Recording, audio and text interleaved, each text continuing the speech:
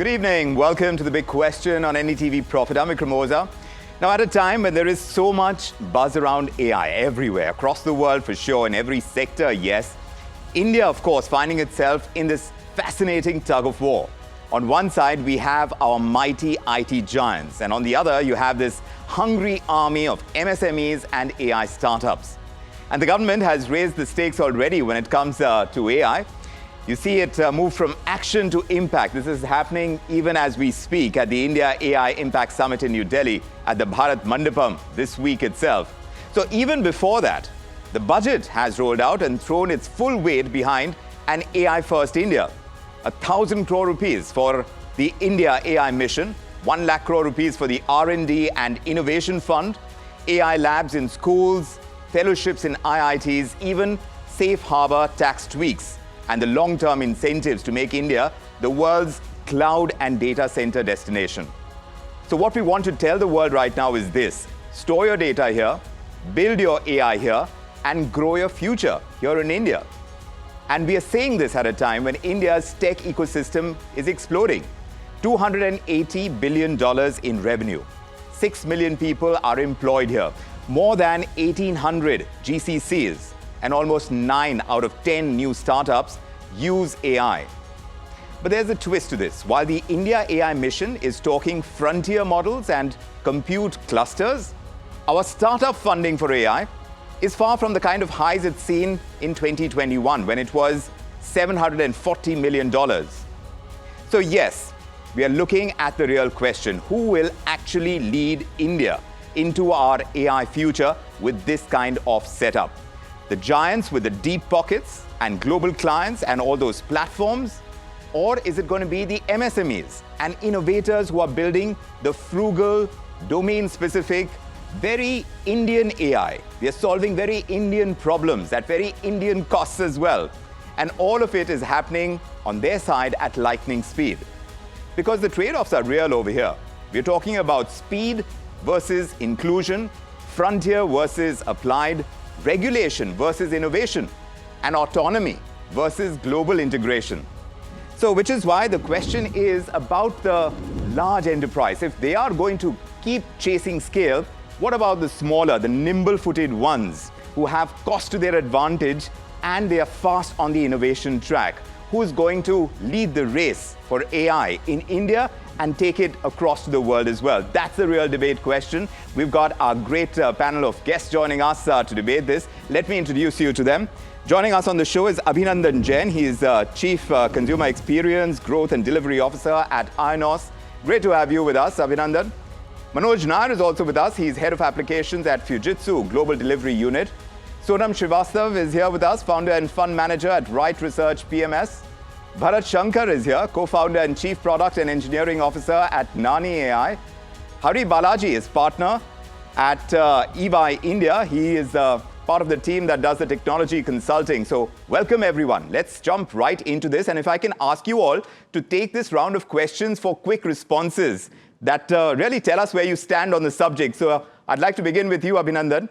Who do you say is better placed to lead India's AI future? Is it the IT giants or is it the MSMEs and the startups? Tell us in one line if you could. It has to be a combination of both. One brings nimbleness, other brings scale and distribution channels. So you think it's going to be an ecosystem where both need to be there? Manoj Nair, what do you say? Pick a side to start us off. Enterprise scale or frugal speed? With heads of governments, the top AI CEOs, they're all converging at the India AI Impact Summit this week. Do you think the large delivery engines have the edge? Yeah, thank you very much for having me today, and a good evening to all. I think as Abhinandan mentioned, it's a combination. And I think what the big IT giants would bring is, of course, the compliance and the guardrails that we need to maintain when we are having nimbleness and speed. So that's equally important to maintain the security and to give the customers, the confidence that the data is going to be secure. Sonam Srivastav, as a markets watcher, who captures value first, do you think? Do you think it's the listed IT majors that are pivoting towards the AI platforms, or you think it's the long tail of the MSMEs? I'm asking you this fully aware that the IT index has been wobbling on the AI disruption fears, and today you have a Fractal Analytics, which has had a rather tepid debut. What is your one-line answer? See, I think the AI market has evolved a lot. People are now sort of rewarding those companies where margins can be strong, where you are actually creating value.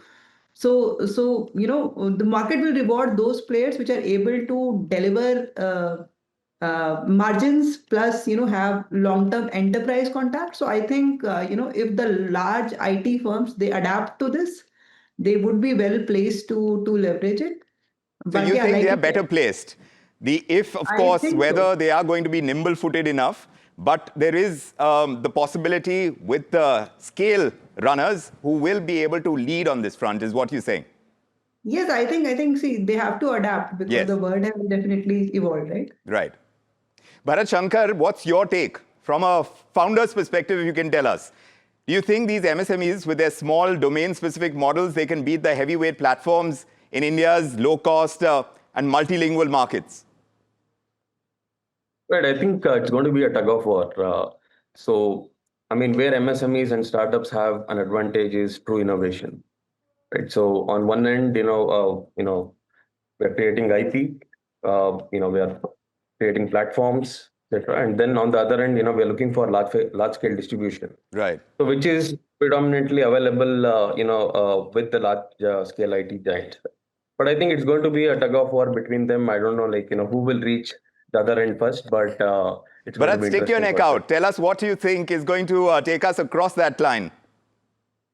I think true innovation is what which has historically been lacking in the Indian IT space. I think this is where the push from the India Impact Summit is enabling startups. It is giving. I mean, it is trying to democratize the availability of GPUs, availability of data, right? So which is enabling a lot of people to build deep tech, to build core innovation. I think that is going to power the next generation, for sure. Let me take it across to Hari Balaji and get his short view. Hari Balaji, as a consultant to companies for FY26, if you go to see, which is that client cohort that is likelier to show that measurable AI ROI? Is it going to be the global IT giants who have the scale, or you think it's the MSMEs with that problem-first kind of deployment? Yeah, so I could give you a diplomatic answer as well, and I think there's a place for the large. We don't want you to do that. The large IT majors, and there's a place for the MSMEs. But look, I used to run an AI startup, and now I run a COE at a large enterprise. So I think, irrespective of what I say today, my preference and my position reveals itself. Right, fair enough. Abhinandan Jain, if I can ask you, what do you make of the kind of budget tailwinds that we already have? The 1,000 crore rupee India AI mission, like I started out by saying, the 1 lakh crore rupee R&D innovation fund, then there is the safe harbor and data center incentives. What would be your plan to convert policy, this kind of policy perspective, into real enterprise outcomes? See, for real enterprise outcomes, let's first understand, we went on with this debate. See, what is happening in the market today is wherever AI is impacting cost, that's efficiency, so that's getting eroded. Okay. Where AI creates revenue, that's valuation, at the end of the day. So, with all the funding, which got announced in the budget, but what does genuine empowerment really looks like, correct?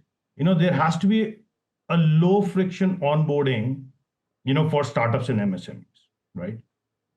Transparent unit economics for compute access, data set usability, right? Where its data is domain ready. And then, market access mechanisms, your procurement pathways, sandboxing, and that is what, would really drive, innovation into mainstream, and bridge that gap between the MSME, and the IT majors, across the globe. And then we'll be able to, really take advantage of all the policy decisions, all the budget decisions, because that was much needed. Right. Fair enough. I mean, that's a valid point. But Manoj Nair, the India AI Impact Summit that we are talking about and watching ever so closely is moving India from action to impact. So then what would be the concrete enterprise-grade use cases that you think would give clear indication of who is in the lead over here? And what's their strategy, you think, that may keep them in the top of that league? Yeah. And I think to the MSMEs would be required to play a lead over here. And as the regional council in MASCOM, we have been kind of guiding MSMEs also in this regard. But I think from an outcome perspective, if you look, it is primarily in terms of if you look at certain manufacturing or if you look at retail, and those are the high areas of impact, and e-commerce is where we are seeing a lot of impact, high area impact that is happening.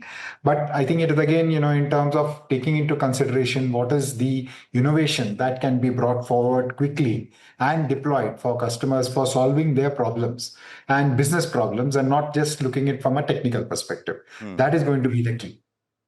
So, Sonam Srivastav, looking at the kind of arguments being made in this kind of scenario, where we're talking about impact, we're talking about deployment after innovation, all of which needs to happen at breakneck speed. Now, how are the markets seeing this? Because they've been signaling a certain amount of anxiety on the IT front, all on AI fears, but also, of course, the US job sprint is something else that has played out. But a lot of that had to do with IT jobs in the US, of course, but now that has a percolating effect all across, which is why we've seen the meltdown that we have in IT sector as well. So is this leading into a repricing of the services-heavy business models, you think? Is there increasing visibility of how the big IT players in that universe are pivoting and how quickly they are pivoting? Is there any clear sign that you're seeing here? The panic selling that seems to be happening in Indian IT as well as the global IT, I think it is a little excess, right? I don't think that that the business of Indian IT is over. I think there is a overreaction that seems to be happening, because what we have to understand is that these large companies have these long-term enterprise contracts, right, which are very sticky in nature, right? It's not like AI will come and take away that, and we've not seen too many such use cases where AI has replaced large contracts. But yes, I think what will happen is that with the advent of AI, there will be margin pressure on these companies. And the only way in which an IT company can get higher multiples is if they have this innovation or they are participating in the infrastructure of AI, right, Yeah. through foundation models or data centers and stuff like that. So it's definitely an interesting point, and I think the overselling that has happened, in fact, will give you opportunity to buy some great names in the IT sector. You think there are opportunities over here? Hari Balaji, would you agree with her? Yeah, definitely. I mean, I think, look, the classic sort of SaaS problem statement has always been, or IT services, even small IT services problem statement has been, can you build distribution using a very narrow and deep tech or solution before a large enterprise manages to reinvent themselves in that space, right? And that's the way you win. Now, in today's world, it's become really easy to build AI products, right? So, my LinkedIn is full of folks who've cracked out passion projects over weekends using Claude Code. Yeah. And it's become really, really easy to build things with AI, right? So when AI gets really good at everything, then everything other than the AI matters a lot. So you have distribution, process, domain, governance, security, all of that. And in every one of those, a large enterprise stands to essentially win and defend its position much more than what MSMEs can do. So while I do see there is going to be transformational use cases or narrow vertical use cases or things that were not done before, or extremely capable founders leading MSMEs who are delivering transformational solutions, I think there is definitely room for that. But I don't think you can write off the large players. I think each one of them is going through a very interesting and very thoughtful transformation. And when they get out on the other side of it, I think you'll see that they're actually making a lot out of AI and delivering very tangible results. Bharat Shankar, would you refute that? Now that you're running Nani, tell us about this roadmap that India is laying out. It's tilting heavily towards applied AI and frugal compute as well. So in your head, are there any repeatable MSME workflows that can ship now without any hyperscale GPUs, or you think the hyperscale GPUs are required? We need that infrastructure that Sonam is talking about as well, and that's where the value lies. So hyperscale GPUs are indeed required, but what is actually happening is the AI models are becoming much more efficient. They are like, people are building very, very small models, verticalized AI solutions that can definitely outbeat a lot of the existing large scale models that are out there. So, the shift that is happening is verticalized AI, much more efficient AI. And through that, people are able to scale, right? So even MSMEs today, they are able to scale and deliver production grade solutions at a very large enterprise scale. So now, of course, the large IT players will have an advantage of distribution, but I think the way the trends are going today, right? AI automation, is going to catch up with deep tech, verticalized AI, with automation focus. I think the new age MSMEs and startups are going to give run for the money, for large IT companies. Yeah, but Hari Balaji, these boards, they generally ask for guardrails. What would you say are the governance checklists over here? Whether you talk about data lineage, on the evals, on human in loop, or the security, or the audit, what do you think lets the CIOs scale the pilots without putting any kind of strictures, any kind of stops on innovation? Right. So I think that's a very interesting question. And if you sort of take guardrails and security and governance and sort of take all of this one step higher, right? What you're really worried about is liability. Yes. Right? AI is never 100% accurate, and it could make mistakes. That's one part of the problem. And the other part of the problem is, of course, things like data exfiltration, data privacy, and a lot of other governance related issues, right? So I think at the end of the day, the question becomes who is going to be able to own that liability, right? And I think, again, that sort of speaks to larger companies, the more trusted names, being able to do a lot of that. And therefore give comfort to anyone in the enterprise who wants to adopt AI. Should they go with someone who's a trusted name and who can sort of manage that liability, or do they go with a up and coming startup, right? I think that's one other thing which sort of tilts things a little bit in the direction of I would say the larger firms. What the MSMEs have for themselves, and I grant you this, they have speed of movement, right? And that counts for a lot in the world of AI, where everything is changing every 2 months, right? That said, I do think one other thing also which is worth considering is, for example, in my seat at EY, right, I have the ability to learn from a large universe of priors, because we have so many engagements going on all the time. There's far more access, and therefore I'm able to see much larger universe of things, and that informs my decision making. And I do think the larger IT services players are able to harness that information and that knowledge and bring that to their thinking around AI. Again, which is something that, let's say, smaller firms will probably not have access to. Right. They could, of course, through partnerships and through engaging with larger enterprises. But I think these are all things that work very well and very much in the favor of the large services firms. So like I said earlier, you shouldn't write them off. Can't write them off. But in terms of the duality of that ecosystem right now, who has the edge is what we are debating. Abhinandan Jain, where do you stand when you talk about the GCCs? We have about more than 1,800 GCCs. We have more than 500 who are so focused on AI. They already sit inside India's talent pools right now. So then the question is, how do you plug the enterprise customer experience and delivery into the GCC-led AI platform so that they win those big global deals from India? Yeah. So let me start by first clarifying. See, enterprise AI is not just code generation. Right? See, enterprise AI is all about an end-to-end orchestration across systems, data, operating models. Okay, and that's very important to understand. To your question on GCC, how will the value get created and how will they remain relevant? Because at the end of the day, see, there are 3 layers to the whole thing, right? You have the foundational models, right? Then you have the entire agentic workflows, IPs, and then on top, you have the entire enterprise orchestration. And the large IT players have been playing in the orchestration layer. And everyone is now moving into the agentic workflow IP, because that's where value is getting created. And that is where, the GCCs, today, are, hiring and creating those domain specific agentic orchestration engines. Yes. To drive value. Yes. But we need huge computing power, Manoj Nair, isn't that right?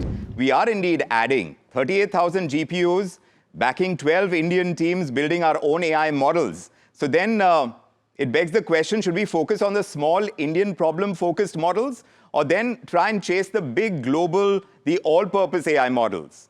Which one do you think is the route that is what India should choose? I think it depends upon also what the customer needs, because we have seen, where there are specific security requirements. The large ones may not work there. It has to be specifically deployed for a particular customer. So that means there is a smaller version of what we look at it, especially if you look at government customers, that's where it is. But if you're looking at, a platform which you are looking at scale and where the security is not very high, and that is where you will need these large compute platforms and the general publicly available models which will work. So we need to be aware about what is the context in which we are going to use AI. Right. So it is not just about, if we have a large compute, we can use it. The other point is also now with quantum computing also coming in, as a company, we have been focusing a lot on quantum computing as well, because that is also going to be a game changer. And, in a less than few years, we'll see that also coming into play as well. Yes, and even as we make our assessments of which are the companies that are strongest and can take it across that finish line, of course, there is no finish line in sight when you're talking about AI, but Sonam, when the startup funding issue comes up, suddenly you have the good moments and the not so good moments. The government is backing AI strongly, and now we are seeing that unfold at the AI Impact Summit as well. But tell us, what are the simple signs that you look for in 2026, where we stand, whether we are to judge an AI startup on the basis of its ability to raise capital? What would you say? How are we placed right now? Is it a strong position, or are we just building on hype? See, I think, globally, AI is now, in the market. It's been there for a couple of years, right? And the focus, as such, has really shifted toward profitability, like I said. So it's not just about doing a prototype and, doing an example of a bot and it not going anywhere. It is about how much value, right? See, at the end of the day, AI, if a enterprise company is giving an AI to a client, the client also expects a cost cut, right? Because yeah. But on the other hand, if using AI, they can really boost the productivity and generate extra revenue, that is where the value would come. Right. So I think those are the types of innovation, right, where AI is really enhancing productivity or really enhancing the return on investments, right, for the cost that the company is taking. Yes. That is when you will see the actual value. So enhancing productivity is definitely one big target area where AI is getting deployed. But Hari Balaji, when you look at the budget, it's giving these tax breaks to the global cloud companies that use the data centers in India. So then how do these Indian businesses take advantage of these data centers without getting stuck with one cloud provider or spending too much on new hardware? Because profitability is going to be an important piece. You need to kind of help other companies reach that level of profitability, but you can't do that if your own costs are high. How do you think that's going to help? And how do you think Indian businesses need to take advantage of it? Yeah, so the economics of AI, I think, is a very complex question, and I don't think this is, for once, there's no simple answers, right? What I would like to say, though, is that I think we are seeing a lot of folks, the approach that they're taking to AI largely is to focus on using a closed source model or whatever is available from a hyperscaler to do their experiments and to sort of figure out what their stack is going to be. And typically, the use cases as well as the usage of AI continues to evolve. But once we reach a certain form of stability, especially with, let's say, someone's picked up something in 2024, they've seen a year or two of how that particular use case evolved. We're now in a position to have a serious conversation about the FinOps of that particular use case or that particular usage. And in that situation, then I think they may opt towards using, let's say, private models or closed source, open source models, self-deployed. So I think the economics of how you deploy AI is a point-in-time question, right? Yes. When you're experimenting and things are still evolving, probably cost is not so much of an issue. But once something is stabilized is when you will want to sort of dissect it and really understand what are the different factors contributing to the costs and then optimize for that, which will see you probably move away from hyperscalers in certain situations edge compute is getting better. So that's another option. And I'm guessing we're going to see a lot more of that as well. So I think it's an evolving situation and will depend case to case. Well, it is evolving. What is evolving right now is also the India AI Impact Summit. The Prime Minister, and we just saw some visuals from there. He's inaugurated the event at the Bharat Mandapam in New Delhi. It's a huge event. It's happening at this scale for the first time in India. India is taking the lead, as it were, when it comes to AI and impact. We're not just talking action over here, we're talking impact, and the showcasing that you're seeing of both big companies and small at the summit gives us an indication to the direction that India is taking right now. India is clearly putting real weight behind AI. There is policy money we are talking about, compute, skills, and a global stage, all of which is in evidence at the AI Impact Summit. Markets are reminding us that the services model must evolve. Now, the debate that we have right now on hand, here we are clearly talking about scale and platforms versus speed and frugal problem solving. The path ahead is to deploy the applied domain-specific AI-fast, build guardrails, and prove the impact on profitability and keep compute choices open. Those who ship the outcomes and not the pilots, they are the ones who are going to lead India's AI future, that's for sure. I want to thank my panelists for joining us, Abhinandan Jain, Manoj Nair, Sonam Srivastav, Bharat Shankar, and Hari Balaji. Thank you indeed for joining us with your sharp insights on the big question here on NDTV Profit. And we keep our focus on all the discussions and all the developments at the India AI Impact Summit. There will be plenty more of that on the big question on NDTV Profit. But for the moment, from me, Vikramoza, and the entire team, thank you and good evening.